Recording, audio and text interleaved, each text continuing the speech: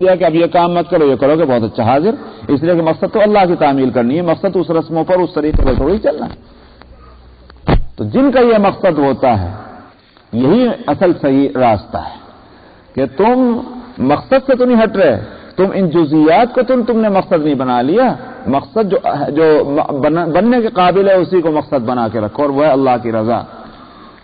یہ ہے وہ چیز، اس کو کہا گیا کہ ہم تاکہ تم کو آزمائیں۔ اسی لیے کیا ہوا کہ جب یہ قرآن اترا تو یہود و نصارہ کے سامنے آیا مسئلہ، تو دل میں کچھ اور تھا۔ اب یہ اعتراض ہوا کہ صاحب یہ نمازیں ایسے کیوں پڑھتے ہیں، صاحب یہ فلانی چیز کو انہوں نے حلال کیسے کر دیا، یہ فلانی چیز کو حرام کیسے کر دیا، اسی پر اعتراضات چل رہے ہیں۔ لیکن جو حق کے طلبگار تھے انہوں نے تو یہ مانا کہ بھائی ہم نے پہلے مانا تھا، ایک نبی کی بات کو مانا تھا، اب بھی ایک نبی ہے، جب ہم نے نبی مان لیا اس کی بات کو ماننا پڑے گا۔ اب اس سے ہم کو اعتراض کرنے کا کوئی حق نہیں کہ صاحب موسیٰ نے تو یہ کہا تھا اور عیسیٰ نے تو یہ کہا تھا علیہ الصلوۃ والسلام۔ موسیٰ اور عیسیٰ علیہ السلام کی بات اگر اس لیے ماننی ہے کہ وہ اللہ کے رسول تھے تو محمد صلی اللہ علیہ وسلم کی بات بھی اس لیے ماننی کہ وہ اللہ کے رسول تھے، چون و چرا کا کوئی سوال ہی پیدا نہیں ہوتا۔ یہ ہے وہ مقصد، اس لیے اب آزمائش ہو رہی ہے۔ وَلَٰكِن لِيَبْلُوَكُمْ فِي مَا آتَاكُمْ، اور یہ واقعہ ہے کہ اصل میں نبی کریم صلی اللہ علیہ وسلم ہی نہیں، وہ آپ کے سامنے بھی یہ پریشانی تھی، اور آج بھی اگر کوئی شخص کھڑا ہو جائے اور قرآن شریف کو کھول کھول کر بیان کرے کہ صاحب دیکھیے حق یہ ہے، حدیثوں میں یہ لکھا ہوا، آپ جو کام کریں غلط کر رہے ہیں، بہت مشکل ہے کہ صاحب جو رسمیں چل چکی ہیں، جو عادتیں بن چکی ہیں، ان کو چھوڑنے کو تیار ہو جائے کسی کی بات سن کر۔ اسی لیے ہم کو تعجب ہوتا ہے کہ نبی کریم صلی اللہ علیہ وسلم جب تبلیغ فرماتے تھے اس وقت جن لوگوں نے مانا ان کا ماننا نہایت قیمتی ہے کہ صاحب جنریشن سے جو طریقے چلے آ رہے تھے ان کو چھوڑ کر کے اور نبی کریم صلی اللہ علیہ وسلم کی بات کو مان لینا۔ پورا معاشرہ ایک طرف ہے، سوسائٹی ایک طرف ہے، اور اللہ کے رسول ایک بات فرما رہے ہیں جس کے دل میں حق کی پکی طلب ہوگی وہی تو مان سکتا تھا، اور اس نے مانا۔ کتنے بڑے باکمال تھے وہ حضرات، تو جنہوں نے نہیں مانا وہ تو ایک عام سی بات تھی، وہ ہر زمانے میں ہوتا ہے۔ اس لیے فرماتے ہیں وَلَٰكِن لِيَبْلُوَكُمْ فِي مَا آتَاكُمْ، تاکہ جو کچھ تم کو دیا گیا اس میں تمہاری آزمائش اللہ تعالیٰ کر سکے۔ فَاسْتَبِقُوا الْخَيْرَاتِ، تمہارا کام جو ہے وہ ان جزیات میں اپنے کو الجھانا نہیں ہے، بلکہ تمہارا کام جو ہے کہ بھلائی کی طرف دوڑنا اور لپکنا، یہ تمہارا عمل ہونا چاہیے۔ إِلَى اللَّهِ مَرْجِعُكُمْ جَمِيعًا، اللہ کی طرف ہی تم سب کو لوٹ کر آنا ہے۔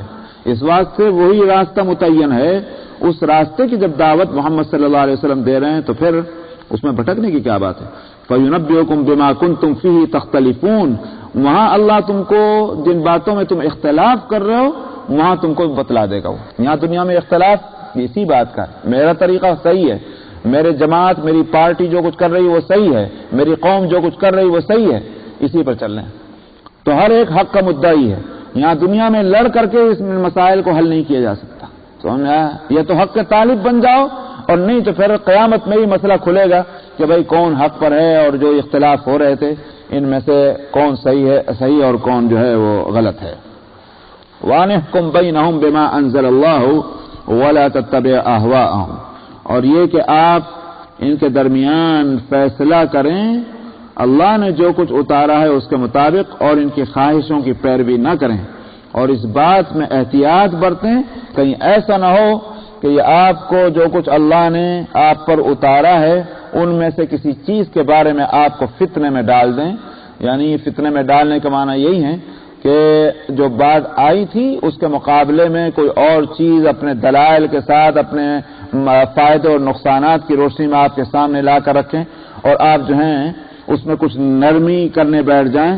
ایسا کوئی فتنہ آپ کو ہٹانے والا نہیں ہونا چاہیے۔ فَإِن تَوَلَّوْا فَاعْلَمْ أَنَّمَا يُرِيدُ اللَّهُ أَن يُصِيبَهُم بِبَعْضِ ذُنُوبِهِمْ، اگر اس کے باوجود یہ اپنا منہ موڑتے ہیں اور بات سننے کو تیار نہیں تو پھر آپ بھی اس بات کو سمجھ لیجئے کہ اللہ نے یہ نہیں ارادہ کر لیا ہے کہ ابھی ان کو کوئی مصیبت پہنچ کر رہے ان کے گناہوں کے نتیجے میں۔ وَإِنَّ كَثِيرًا مِّنَ النَّاسِ لَفَاسِقُونَ، اس لیے کہ ان میں کی میجارٹی جو ہے لوگوں کی وہ نافرمانوں ہی کی ہے۔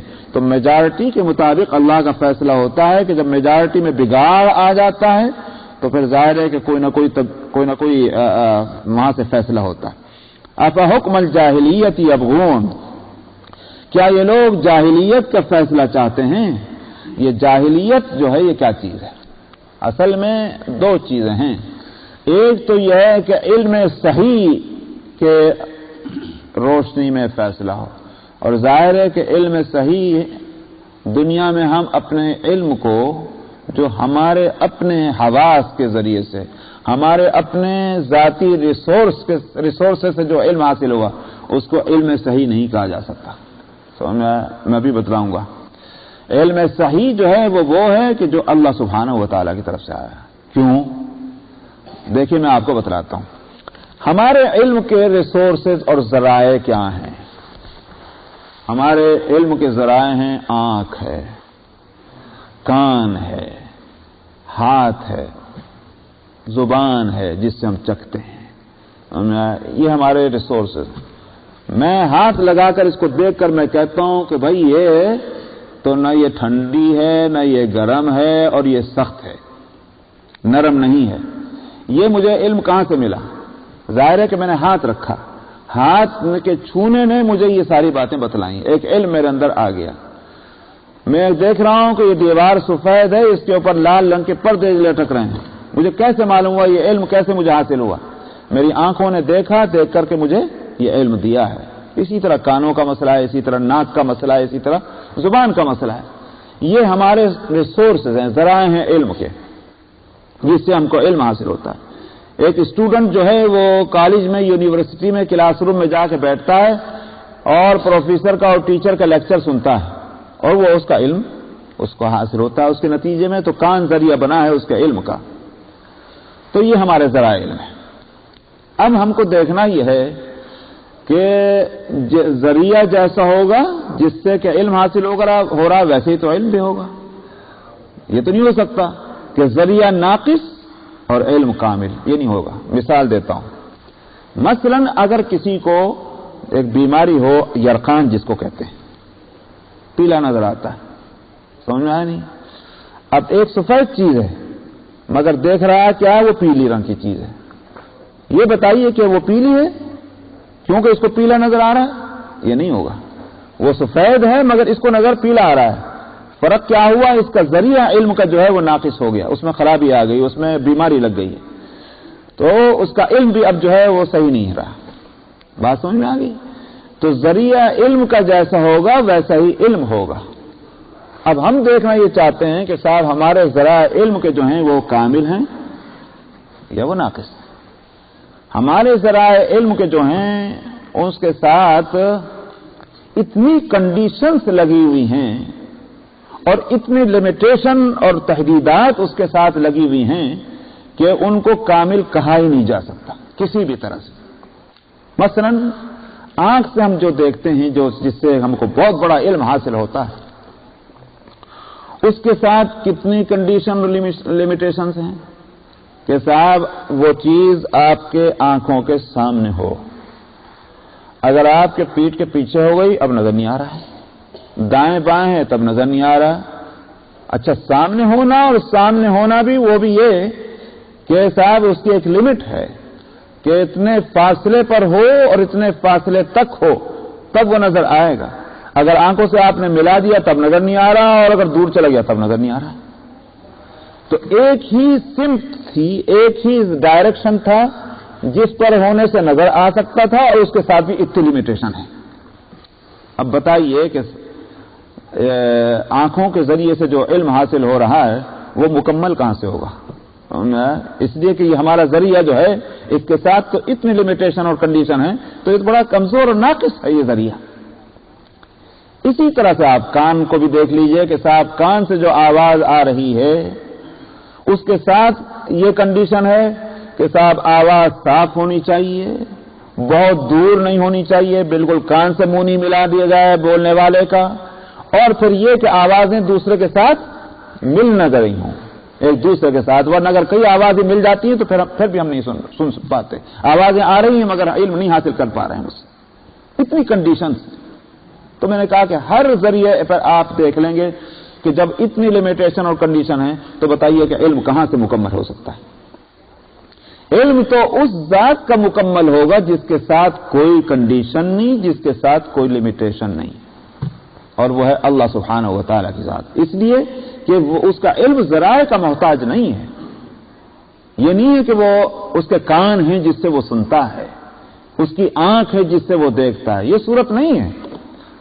اللہ اور اس کی تمام صفات جو ہیں، صفت علم ہو، جو بھی صفت ہیں، اس کی مثال ایسی ہے، ظاہر ہے کہ اللہ کے لیے کوئی مثال نہیں دی جا سکتی، لیس کمثلہ شیء، اس کی جیسی تو کوئی چیز ہے ہی نہیں کہ لیکن سمجھنے کے لیے جیسے سورج اور روشنی ہے، تو روشنی اور سورج جو ہے، یہ سورج ایک ذات ہے اور روشنی اس کی ایک ایٹریبیوٹ ہے، ایک اس کی صفت ہے۔ تو جس طرح سے اس کو ایک دوسرے سے جدا نہیں کر سکتے، سمجھ میں آیا؟ اور یہ نہیں کہا جائے گا کہ اس روشنی کا جو ہے ایک ذریعہ سورج کے پاس یہ جس سے اس کے پاس روشنی ہے، بلکہ سورج اور روشنی دونوں ایک دوسرے کے ساتھ لازم اور ملزوم ہیں، جڑی ہوئی ہیں۔ ٹھیک اسی طرح سے اللہ سبحانہ و تعالیٰ کی ذات اور اس کی صفات ہیں، سب اللہ کے ساتھ لگے ہوئے ہیں، الگ نہیں ہو سکتے۔ وہ کسی اس کے یہ نہیں ہے کہ صاحب وہ اگر وہ ذریعہ پایا جاتا ہے تو وہ صفت پائی جاتی ہے، ذریعہ نہیں ہے تو صفت بھی نہیں پائی جا رہی، یہ صورت اللہ کے ساتھ نہیں ہے۔ اس لیے اللہ کا علم جو ہے وہ کامل ہے، مکمل ہے، نقصان اور عیب اور لمیٹیشن اور تحدید اور کنڈیشن کچھ اس کے ساتھ نہیں۔ اسی لیے اس کے سامنے، اس کے نزدیک وہ چیز جس کو ہم حال اور ماضی اور مستقبل کہتے ہیں، پریزنٹ اور پاسٹ اور فیوچر کہتے ہیں، یہ تو ہمارے لحاظ سے ہماری تحدیدات میں کی تحدید ہے۔ یہ اللہ سبحانہ و تعالیٰ کا علم چونکہ مکمل ہے، اس واسطے وہاں نہ کوئی ماضی ہے، نہ مستقبل ہے، نہ حال ہے، یکساں علم ہے، اس لیے اس کا علم مکمل ہوا۔ تو اب وہ اللہ سبحانہ و تعالیٰ کی طرف سے جب کوئی بات آ رہی ہے وہ تو ہوگا صحیح علم۔ اس صحیح علم کے روشنی میں جو فیصلہ کیا جائے گا وہ فیصلہ علم کی بنیاد پر ہو رہا ہے، اس فیصلے کو فیصلہ علمی کہیں گے۔ اچھا، اب اگر اس علم سے ہٹ کر کے کوئی فیصلہ کیا جا رہا ہے، اپنی عقل سے ہو، اپنے ذرائع علم کو استعمال کر کے ہو، تو ظاہر ہے کہ اس کو کہیں گے کہ یہ جاہلیت کا فیصلہ ہے، کیونکہ ہمارے پاس علم ہے ہی نہیں مکمل، ہمارے اپنے اندازے ہیں، ہمارے اپنے قیاسات ہیں، ہمارے اپنے تصورات ہیں، ہماری اپنی امیجنیشن ہیں، تو اس بنیاد پر جو فیصلہ ہوگا اس کو کہا جاتا ہے جاہلیت کا فیصلہ۔ تو مشرکین عرب کیا ان کے پاس علم تھوڑی تھا، اسی واسطے تو ان کو امی کہتے تھے، لیکن کوئی نہ کوئی نظام تو تھا ان کے پاس۔ اس نظام کو انہوں نے کیسے ترتیب دیا تھا، اس سسٹم کو کیسے انہوں نے ڈیولپ کیا تھا، ظاہر ہے کہ محض اپنے قیاسات اور اپنے تصورات اور اپنے یوں کہیے کہ محض اپنی رائے تھی، وہ اس سے زیادہ اور کچھ نہیں تھا، اس لیے اس کو جاہلیت کہا جاتا ہے۔ تو آج بھی اگر کوئی، یہ بات سن لیجئے بہت دو لفظی بات توجہ سے، آج بھی اگر قرآن جو اس وقت ہمارے پاس متعین شکل میں ہے اللہ کی طرف سے آئی ہوئی، جو علم کا مرکز ہے، آج بھی جو قرآن سے اور حدیث سے ہٹ کر کوئی نظام اگر بنائے گا وہ نظام جاہلیت تو ہو سکتا ہے، نظام علمی نہیں ہو سکتا۔ تو یہاں فرمائے اسی لیے جا رہا افا حکم الجاہلیت یبغون، کہ جاہلیت کا فیصلہ چاہتے ہیں۔ ومن احسن من اللہ حکما لقوم یوقنون، حالانکہ یقین کرنے والے قوم کے واسطے تو اللہ سے بڑھ کر کس کا فیصلہ ہو سکتا ہے؟ کیوں؟ اس لیے کہ وہاں علم مکمل ہے، علم مکمل ہے تو وہاں سے جو نظام جو ترتیب دے کر بھیجا جائے گا وہ بھی مکمل ہوگا، اس میں کسی طرح کی کوئی خرابی نہیں ہوگی۔ آگے اسی لیے فرماتے ہیں یا ایھا الذین آمنوا لا تتخذوا اليهود والنصارى اولیاء بعضهم اولیاء بعض، اے ایمان والو تم یہود اور نصارہ کو اپنا جگری دوست اور اپنے معاملات کے لیے کارساز اور ذمہ دار مت بناؤ، کیونکہ وہ آپس میں ایک دوسرے کے دوست ہیں، وہ آپس میں ہو سکتے ہیں، تمہارے دوست کبھی نہیں ہوں گے۔ ومن یتولہم منکم فانہ منہم، جو ان سے جگری دوستی کرے گا وہ انہی میں سے ہوگا، کیونکہ اس نے جب ان کی دوستی کے معنی کیا ہو گئے کہ صاحب ان کے نظام کو لینا، ان کی باتوں کو اپنانا ہے، یہ ہے مطلب دوستی کا۔ یہ مطلب تھوڑی کہ تعلق ہی چھوڑ دیجئے، ان سے بات چیت بھی بند کر دیجئے، ان کی صورت بھی مت دیکھ لیجئے، یہ مراد نہیں ہے۔ مراد یہ ہے کہ اس دوستی کا جو اثر پڑے تم اور اثر لو تم، تو وہ اگر تم نے لیا تو پھر تو تم انہی میں سے ہو جاؤ گے، چاہے تم اپنا نام کچھ بھی رکھ لو، نام کا سوال نہیں، سوال یہ کہ تم نے ان سے تعلقات قائم کر کے اور ان کے طریقے کو اپنایا ہے، یہ ہے وہ چیز۔ ان اللہ لا یہدی القوم الظالمین، تو ظالموں کو تو اللہ سبحانہ و تعالی رہنمائی نہیں فرماتے۔ یہ جب ظلم اس نے اختیار کر لیا کہ صاحب اس کو اللہ نے ایک ہدایت کی چیز دی تھی، وہ ہے قرآن اور پیغمبر اور اس کے علوم، یہ سارا سامان تھا، اس کو چھوڑ کر کے اب چلیں کہیں غیروں کے پاس، تو ظاہر ہے کہ اس سے بڑھ کر اور کیا ظلم ہوگا؟ پھر اللہ کو کیا پڑی ہے کہ ان کی رہنمائی کریں۔ فَتَرَى الَّذِينَ فِي قُلُوبِهِم مَّرَضٌ يُسَارِعُونَ فِيهِمْ يَقُولُونَ نَخْشَىٰ أَن تُصِيبَنَا دَائِرَةٌ، آپ دیکھیں گے کہ جن کے دلوں میں روگ لگا ہوا ہے، وہ ان لوگوں میں یعنی یہود اور نصارہ اور غیر مسلمین جو ہیں انہی کے اندر بھاگ دوڑ زیادہ کرتے ہیں، وہیں اپنا چلتے پھرتے نظر آتے ہیں زیادہ، اور کہتے یہ ہیں کہ ہمیں ایک ڈر لگا ہوا ہے کہیں کوئی مصیبت نہ ہم کو آگے گھیر لے۔ کیا مطلب؟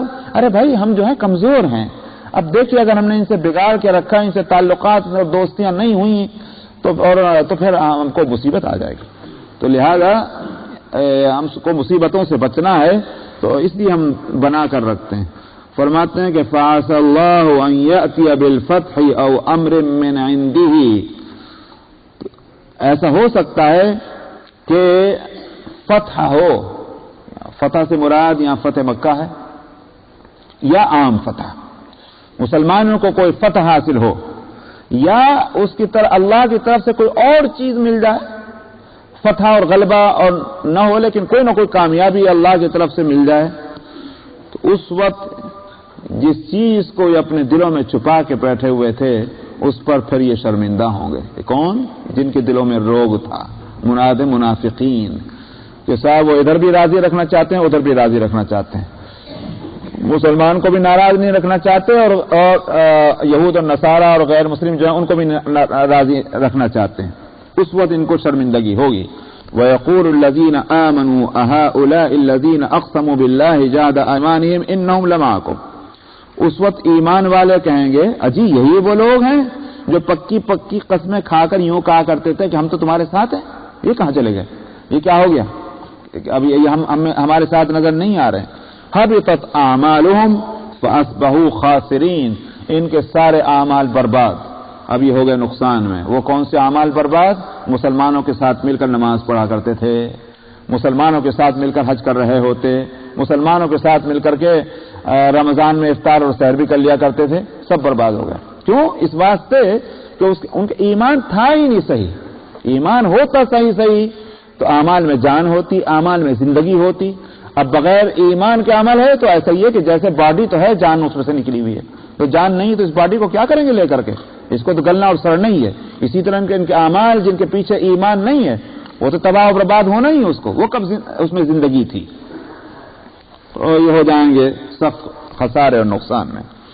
یا ایھا الذین آمنوا من یرتد منکم عن دینہ، اے ایمان والو تم میں سے کوئی شخص اگر اپنے دین سے پھر جاتا ہے تو مطلب کیا پھر جائے؟ ہمارا کیا نقصان ہے؟ فسوف یأتی اللہ بقوم، اللہ کو قدرت ہے اور اللہ کا یہ فیصلہ ہے کہ مثلا یہ دین قیامت تک رہے گا، تو یہ فیصلہ اللہ کا ہے۔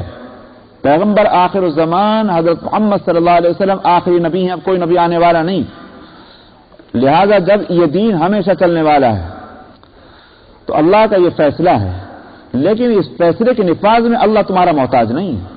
تم دین چھوڑ کے پھر جانا چاہتے ہو پھر جاؤ، شوق سے جاؤ، اللہ جو ہے وہ ایک قوم لے کر آئے گا، اللہ جن سے محبت فرمائیں گے اور وہ اللہ سے محبت کرتے ہوں گے، اور ان کی حالت یہ ہوگی کہ مسلمانوں کے اندر آپس میں نرم ہوں گے اور کافروں کے مقابلے میں ان میں سختی ہوگی۔ کیا مطلب نرمی کا اور کیا مطلب سختی کا؟ سمجھ میں آیا؟ نرمی کا مطلب یہ نہیں ہے کہ صاحب وہ ربڑ ہے کھینچ لو اس کو، اور سختی کے معنی یہ نہیں کہ پتھر ہیں ان کو جو اس پہ کوئی اثر نہیں۔ مراد یہ ہے اس سے کہ ایمان کے رشتے کی وجہ سے آپس میں اور چھوٹی چھوٹی باتوں کا لحاظ نہیں کرتے ہوئے ہوں گے، یوں دیکھیں گے کہ ایمان کا رشتہ ہے تو وہ رشتہ جو ہے ان کو آپس میں ایک دوسرے کے ساتھ نرم معاملہ کرنے، برتاؤ کرنے، محبت کا سلوک کرنے، اخوت اور بھائی چارگی دکھلانے، ان چیزوں کو سامنے رکھیں گے لوگ، اس پر آمادہ کریں گے کیونکہ ایمان کا رشتہ موجود ہے۔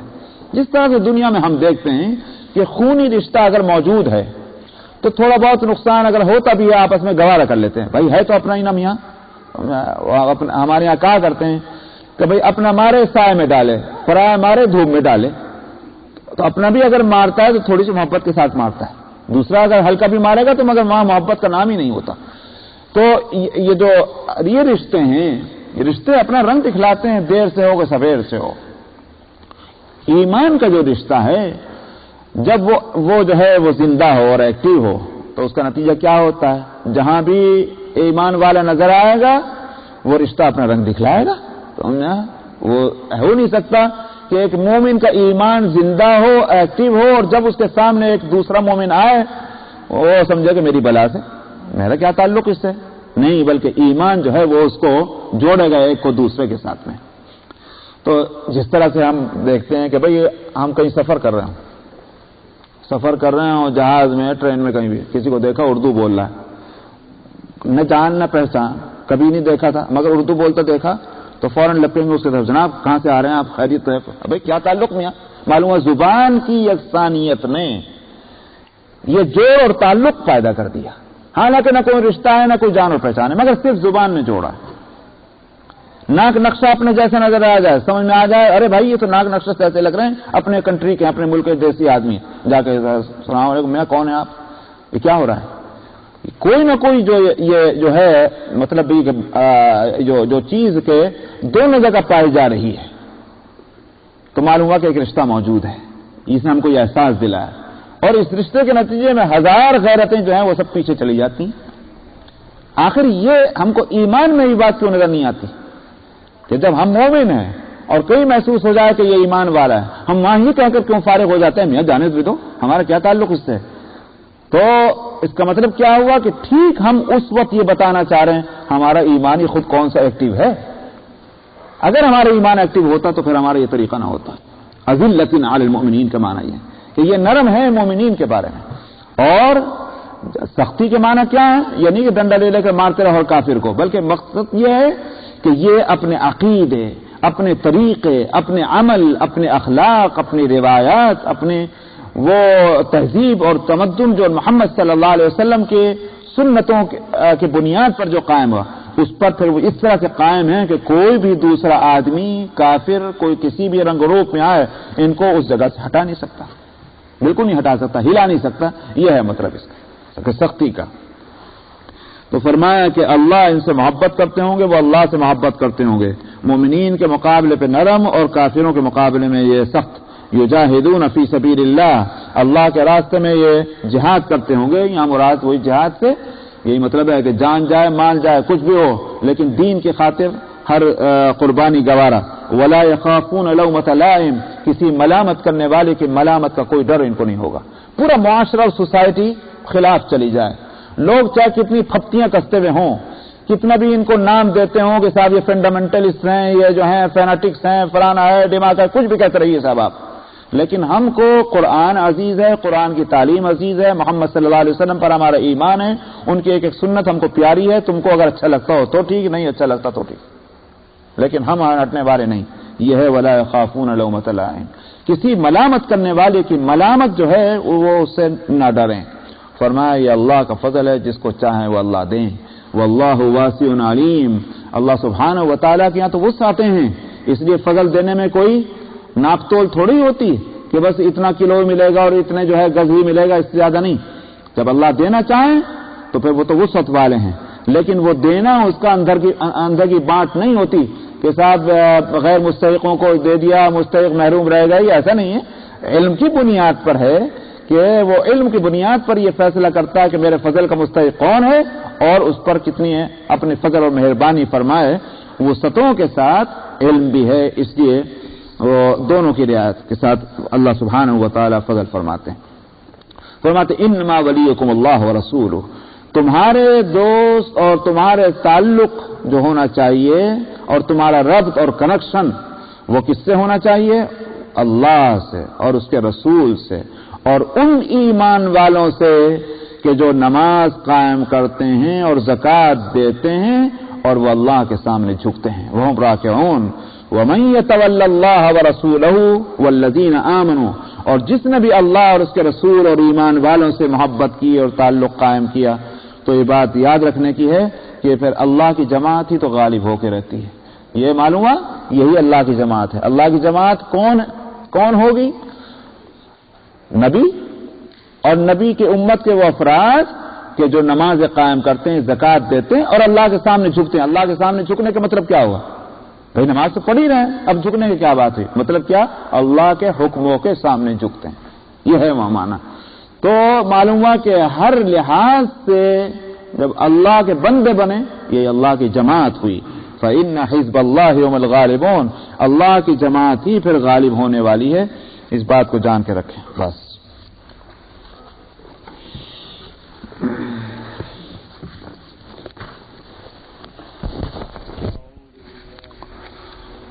अऊज़ु बिल्लाहि मिनश शैतानिर रजीम।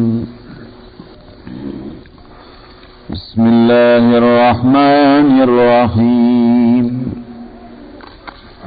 या अय्युहल्लज़ीना आमनू ला तत्तखिज़ुल्लज़ीना इत्तखज़ू दीनकुम हुज़ुवन व लइबन मिनल्लज़ीना ऊतुल किताब मिन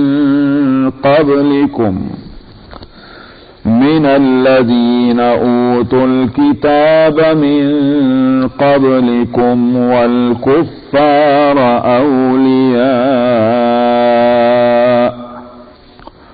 वत्तक़ुल्लाह इन कुन्तुम मुअ्मिनीन। वइज़ा नादैतुम इलस्सलाति इत्तखज़ूहा हुज़ुवन व लइबा ज़ालिक बिअन्नहुम क़ौमुन ला याक़िलून। क़ुल या अहलल किताब हल तन्क़िमून मिन्ना इल्ला अन आमन्ना बिल्लाहि वमा उन्ज़िला इलैना वमा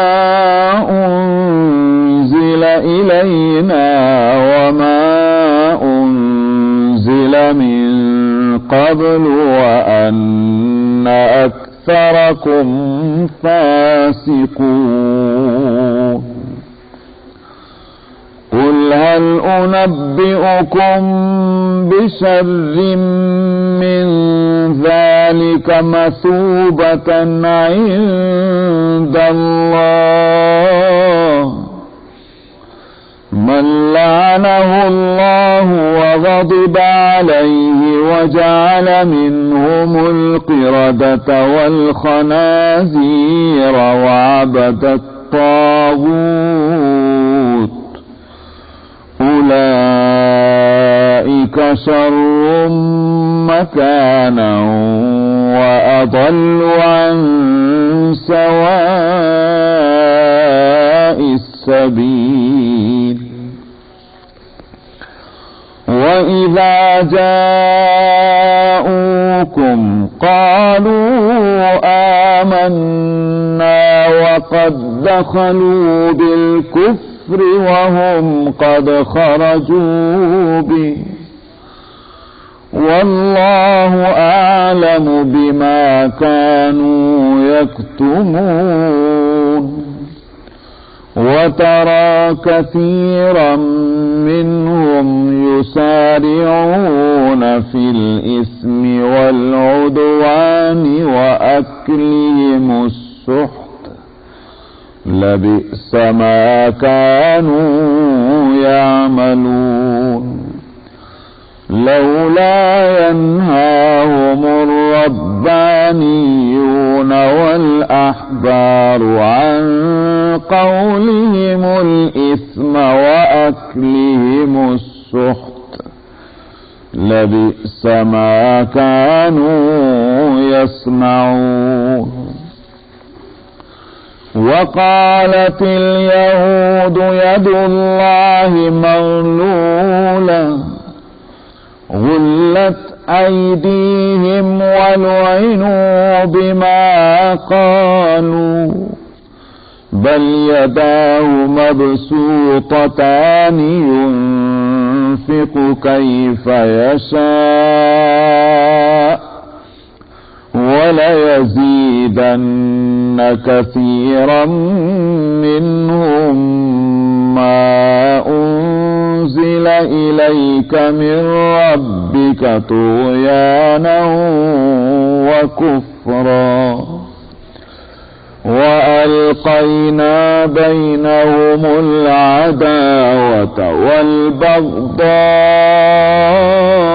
إلى يوم القيامة كلما أوقدوا نارا للحرب أطفأها الله ويسعون في الأرض فسادا والله لا يحب المفسدين ولو أن أهل الكتاب آمنوا واتقوا لكفرنا عنهم سيئاتهم ولأدخلناهم جنات النعيم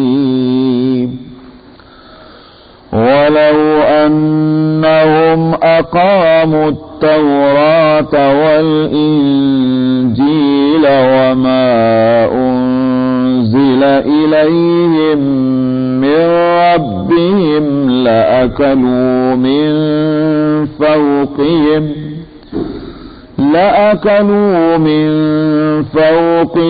ومن تحت أرجلهم منهم أمة مقتصدة وكثير منهم ساء ما يعملون صدق اللہ العظیم۔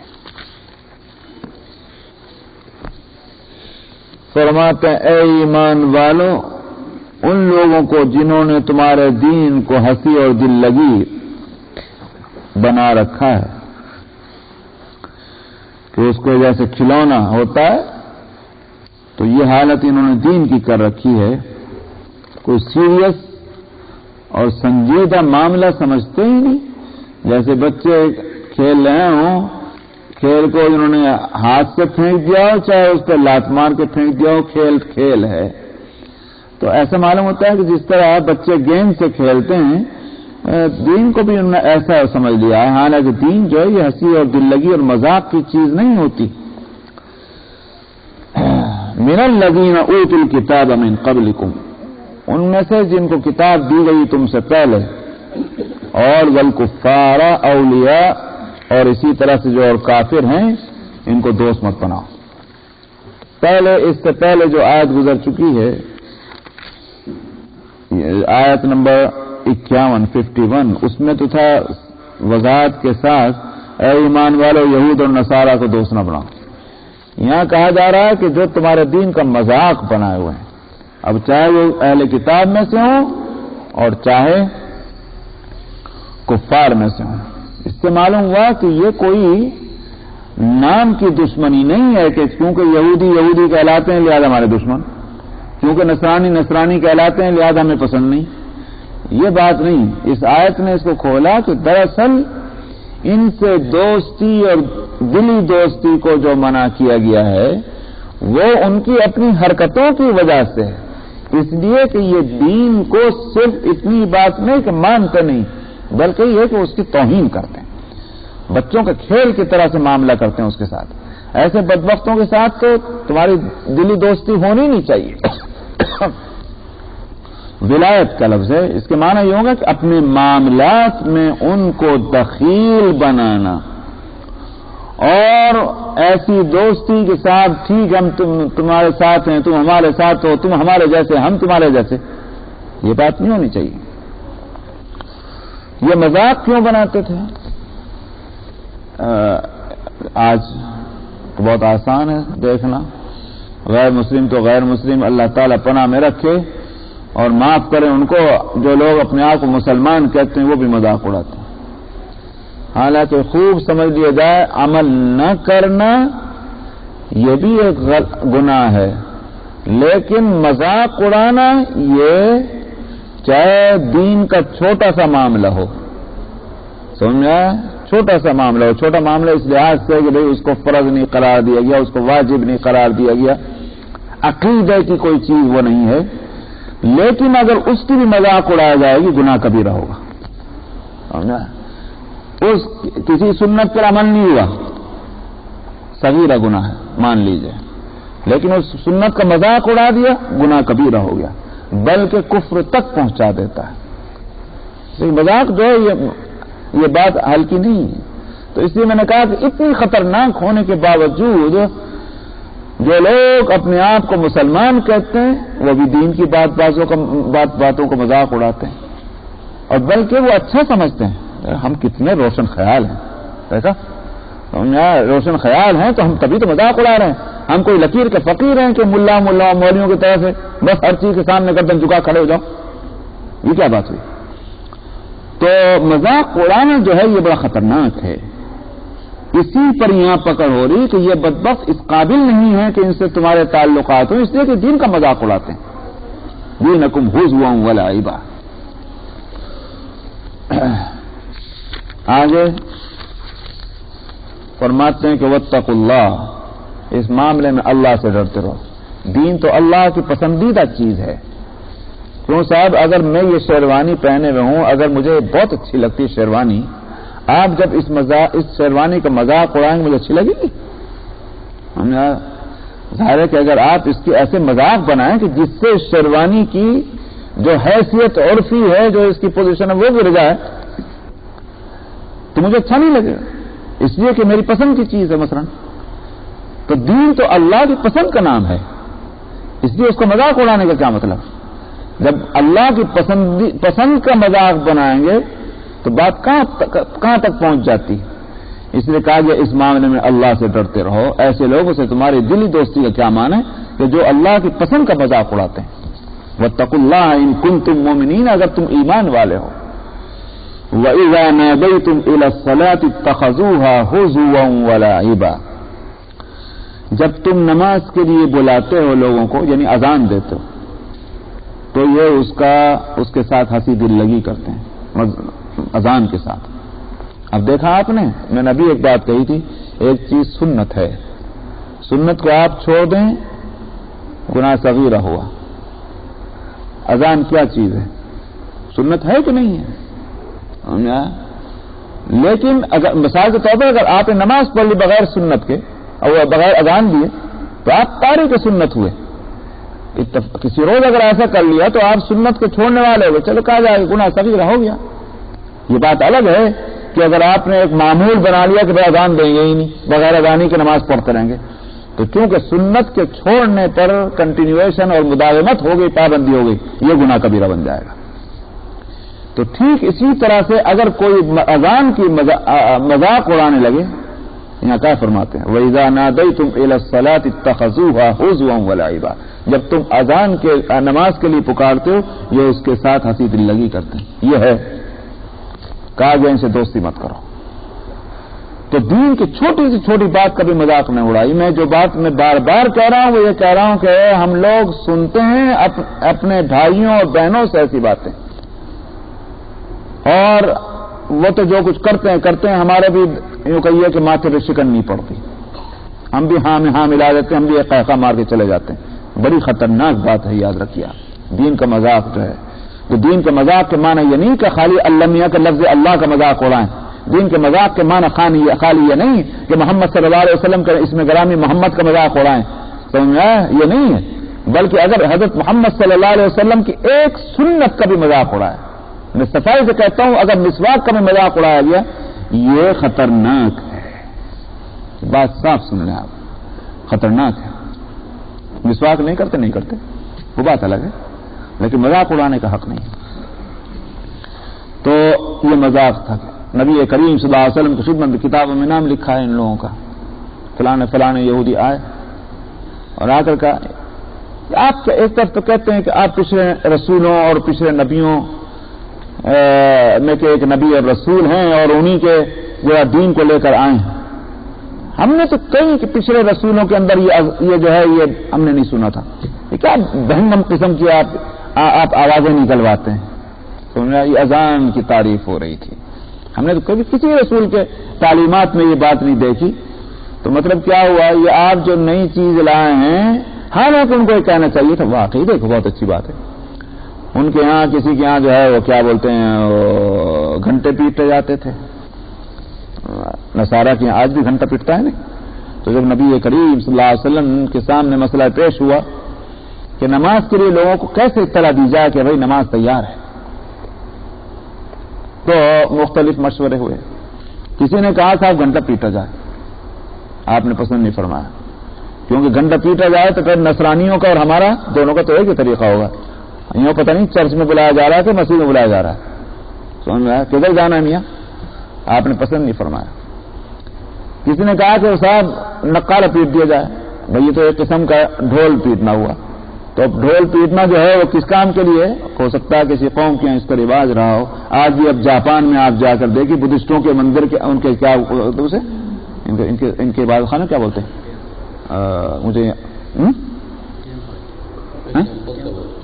نہیں ٹیمپل نہیں، کچھ اور کہتے ہیں، مجھے نام یاد آ رہا وہ ان کے بدھسٹوں کے یہاں. تو بہرحال ان میں آپ جا کے دیکھیں نقارے پیٹتے ہیں، وہی ان کی عبادت ہے.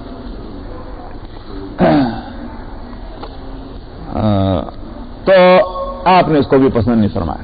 کسی کے یہاں چیٹیاں بجانا، کسی کے یہاں جو ہے تالیاں بجانا، اور اسی طرح سے کسی کے یہاں جو ہے وہ یہ نقارے پیٹنا اور کسی کے یہاں گھنٹے پیٹنا، یہ سب تھا. آپ نے کوئی مشورہ جو ہے اس کو پسند نہیں فرمایا. آخر کوئی فیصلہ نہیں ہوا. تب ایک نے عرض کیا یا رسول اللہ، میں نے خواب دیکھا اور خواب میں ایک آدمی جو ہے وہ یہ کہہ رہا ہے تم کیوں پریشان ہو؟ نماز کے واسطے بلانا چاہتے ہو، بات سمجھ میں نہیں آ رہی؟ یہ کہو. اور اس نے مجھے یہ الفاظ اس نے کہے. آپ نے فرمایا کیا تھے وہ لفظ؟ ان کا اللہ اکبر اللہ اکبر اللہ اکبر اللہ اکبر اشہد، آخر تک. آپ نے فرمایا بہت خوب، معلوم ہوا کہ یہ ادھر ہی سے ہدایت مل گئی. تو حضرت عمر رضی اللہ عنہ نے عرض کی یا رسول اللہ بخدا میں نے بھی یہ دیکھا جو یہ کہہ رہا ہے، میں نے بھی یہ دیکھا. آپ نے فرمایا اب دو باتیں مل گئی ہیں. سمجھ میں آیا؟ تو معلوم ہوا اللہ کی طرف سے یہی طے ہے، اس کو اختیار کیا. اب اگر دیکھا جائے کہ دوسرے جو طریقے ہیں عبادتوں کے، یہ عبادت کے لیے بلانے کے، اس کے مقابلے میں اذان کو دیکھا جائے تو کتنی خوبصورت کتنی عمدہ بات ہوئی ہے.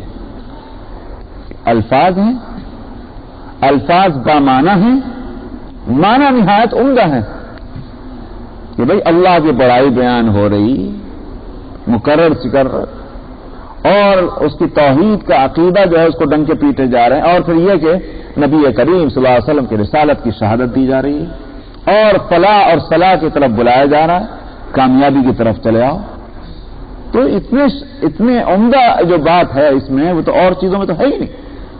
ان کے تو سر جھکنے چاہیے تھے.